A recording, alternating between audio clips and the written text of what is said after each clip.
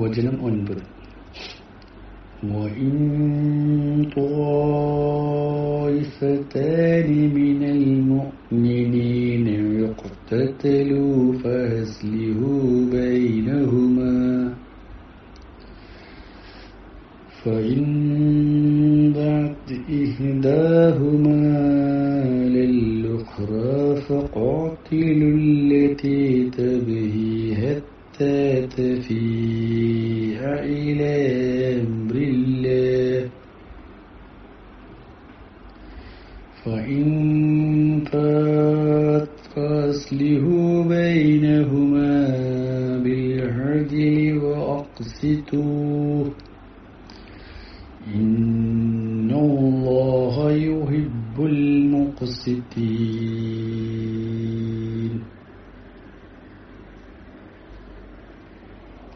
വാക്കർത്തർ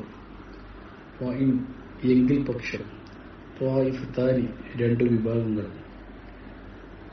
മിനൽ മുഅ്മിനീൻ സത്യവിശ്വാസികളിൽ നിന്ന് ഇഖ്തതലൂ അവർ സമരം ചെയ്തുവെങ്കിൽ ഫാസ്ലിഹു എന്നാൽ നന്നാക്കുവിൻ, സന്ധിയാക്കുവിൻ, ബൈനഹുമ അവ രണ്ടും തമ്മിൽ, ഫൈൻ ബഗത് എന്നിട്ടും അതിക്രമം നടത്തിയെങ്കിൽ, ധിക്കാരം ചെയ്താൽ, ഇഹ്ദാഹുമ ആ രണ്ടിലൊന്ന്, അലൽ ഉഖ്റ മറ്റേതിന്റെ മേൽ, ഫഖാതിലു എന്നാൽ നിങ്ങൾ സമരം നടത്തുവിൻ, അല്ലതി തബ്ഗി അതിക്രമം ചെയ്യുന്നവനോട്, ഹത്താ തഫി അത് മടങ്ങി വരുന്നതുവരെ, ഇൽ അംരില്ല അള്ളാഹുവിന്റെ അജ്ഞത കൽപ്പനയിലേക്ക്, ഫൈൻ ഫാത് ഇനി അത് മടങ്ങിയാൽ, ഫാസ്ലിഹു അപ്പോൾ നിങ്ങൾ നന്നാക്കുവിൻ, ബൈനഹുമ രണ്ടിനുമിടയിൽ, ബിൽ ഹദി നീതി അനുസരിച്ച്, വാക്സിത്തു നിങ്ങൾ നീതിമുറ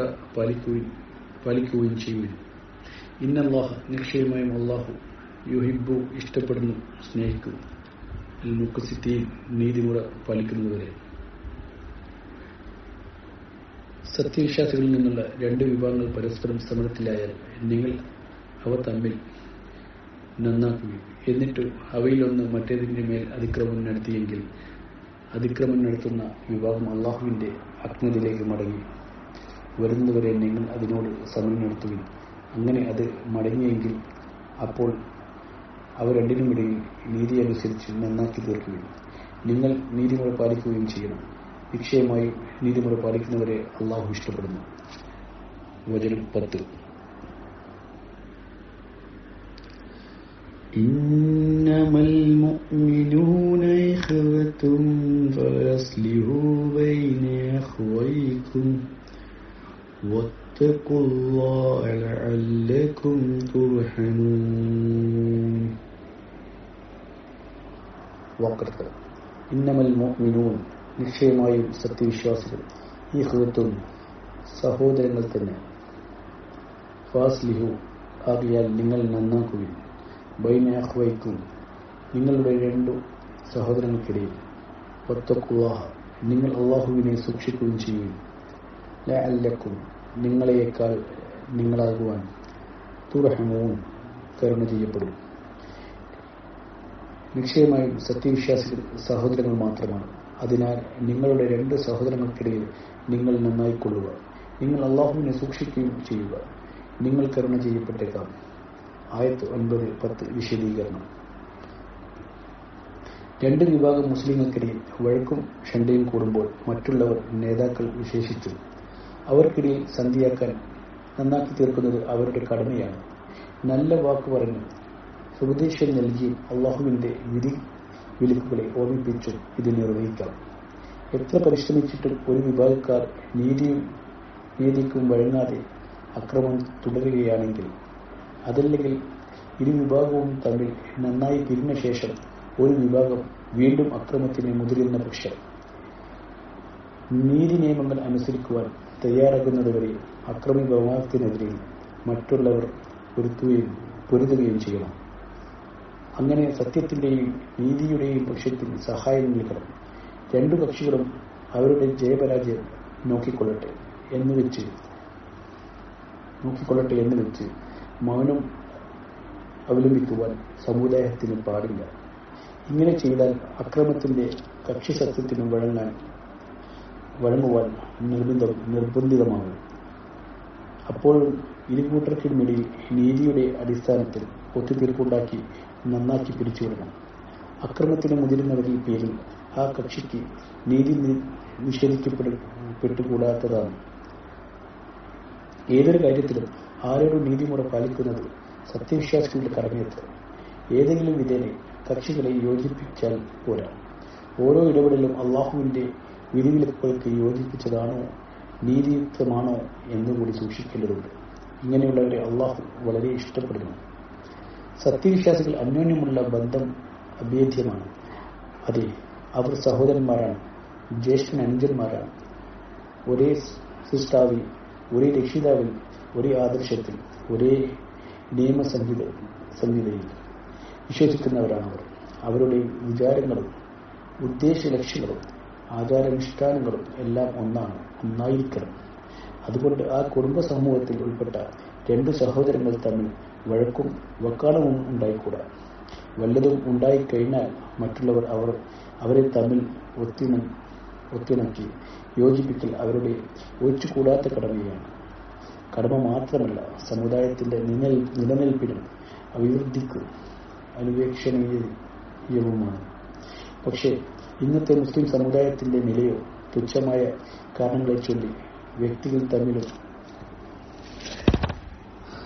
സംഘങ്ങൾ തമ്മിലും സംഘടനകൾ തമ്മിലും ചിത്രിക്കുന്നു, കലഹിക്കുന്നു. തമ്മിൽ ഒത്തുതീർപ്പുണ്ടാക്കുവാനും നല്ല നിലയിൽ യോജിപ്പിക്കുവാനും ശ്രമിക്കുന്നതിന് പകരം ചിത്രം മോചിക്കുവാനാണ് ഇന്ന് കൂടുതൽ ആളുകൾ കാണുന്നത്.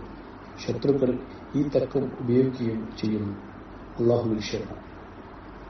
അനസ് റളിയല്ലാഹു അൻഹു പ്രസ്താവിക്കുന്നു, നബി സല്ലല്ലാഹു അലൈഹി വസല്ലം പറയുന്നു, നിന്റെ സഹോദരനെ അവൻ അക്രമിയായാലും ആക്രമിക്കപ്പെട്ടവനായാലും നീ സഹായിക്കുക. ഞാൻ ചോദിച്ചു, റസൂലേ, ഇതാ ആക്രമിക്കപ്പെട്ടവനായിരിക്കെ എനിക്കവനെ സഹായിക്കാം, എന്നാൽ അവൻ അക്രമിയായിരിക്കെ ഞാൻ എങ്ങനെ അവനെ സഹായിക്കും? തിരുമേനി പറഞ്ഞു, നീ അവനെ അക്രമത്തിൽ നിന്നും തടയണം. അതാണ് നീ അവന് ചെയ്യുന്ന സഹായം. ബുഖാരി.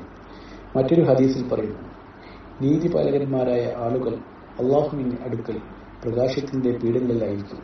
അതായത് തങ്ങളുടെ സ്വന്തക്കാരുടെ കാര്യത്തിലും തങ്ങളുടെ അധികാരം നൽകപ്പെട്ടിട്ടുള്ള വിഷയത്തിലും വിധി കൽപ്പിക്കുന്നതിൽ നീതി പ്രവർത്തിക്കുന്ന ആളുകൾ. മുസ്ലിങ്ങൾ തമ്മിലുള്ള സഹോദരി ബന്ധത്തെ വിശദീകരിക്കുന്ന നബിവചനങ്ങൾ ധാരാളം ഇവിടെ ഉദ്ധരിക്കുവാനുണ്ട്. 1-2 വചനങ്ങളിലും ഈ സന്ദർഭത്തിൽ നാം ഓർമ്മിക്കുക. നബി സല്ലല്ലാഹു അലൈഹി വസല്ലം പറഞ്ഞു, 1. നിങ്ങൾ പരസ്പരം അസൂയപ്പെടരുത്. അന്യോന്യം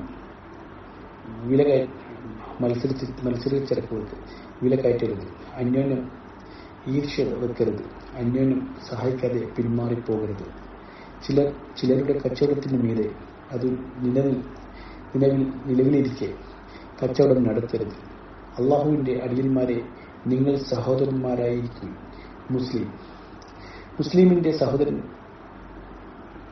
സഹോദരനാണ് അവൻ. അവനെ ആക്രമിക്കുകയില്ല, അവനെ കൈവിടുകയില്ല, അവനെ അവഗണിക്കുകയില്ല. നെഞ്ചിലേക്ക് ചൂണ്ടിക്കൊണ്ട് തഖ്വ, ഭയഭക്തി ഇവിടെയാണ്. തഖ്വ ഇവിടെയാണ്. ഒരു മനുഷ്യൻ അവന്റെ മുസ്ലിം സഹോദരനെ അവഗണിക്കുന്നത് തന്നെ മതി അവന് ആപത്തിൽ. കൂടുതലൊന്നും വേണ്ട. മുസ്ലിമിന്റെ സർവസ്വം മുസ്ലിമിന് ഹറാം, ശുദ്ധം ആകുന്നു. അതെ, അവന്റെ രക്തവും അവന്റെ ധനവും അവന്റെ മാനവും. 2. നിങ്ങളിൽ ഒരാൾ തന്റെ ദേഹത്തിന് എന്ത് ഇഷ്ടപ്പെടുന്നുവോ അത് തന്റെ സഹോദരനും ഇഷ്ടപ്പെടുന്നവരെ അവൻ സത്യവിശ്വാസിയാകുകയില്ല. ബുഖാരി, മുസ്ലിം. അല്പം ആലോചിച്ചു നോക്കിയാൽ മുസ്ലിങ്ങളുടെ സാമുദായികവും സാമൂഹ്യവുമായ കടമകളെല്ലാം ഉൾക്കൊള്ളുന്നതാണ് ഈ ഹദീസ് എന്ന് കാണാം. 2 വിഭാഗങ്ങൾ സമരത്തിലായാൽ എന്ന് പറഞ്ഞുകൊണ്ടിരിക്കുന്ന ഓരോ വശത്തും ഒന്നിലധികം ആളുണ്ടായാൽ മാത്രമേ അവർ തമ്മിൽ നന്നാകുവാൻ ശ്രമിക്കേണ്ടതുള്ളൂ എന്നർത്ഥമില്ല. 2 വ്യക്തികൾ തമ്മിൽ ഷണ്ട കൂടിയാലും ഈ കൽപ്പന ബാധകം തന്നെ. ഇമാം ബുഖാരി. ചൂണ്ടിക്കാട്ടിയതുപോലെ തൊട്ടടുത്ത വചനത്തിൽ നിങ്ങളുടെ രണ്ട് സഹോദരന്മാർക്കിടയിൽ നിങ്ങൾ നന്നാക്കുകയും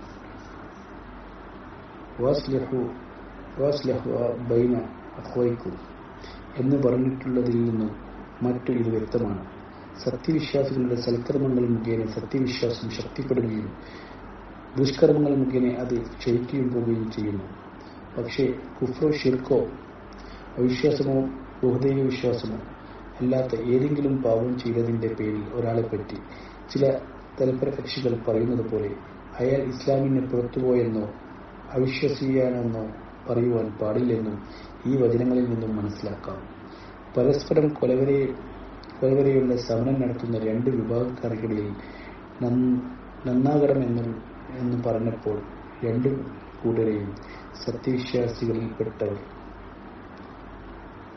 എന്നാണല്ലോ അള്ളാഹു വിശേഷിപ്പിച്ചത്. തുടർന്നുകൊണ്ട് അവർ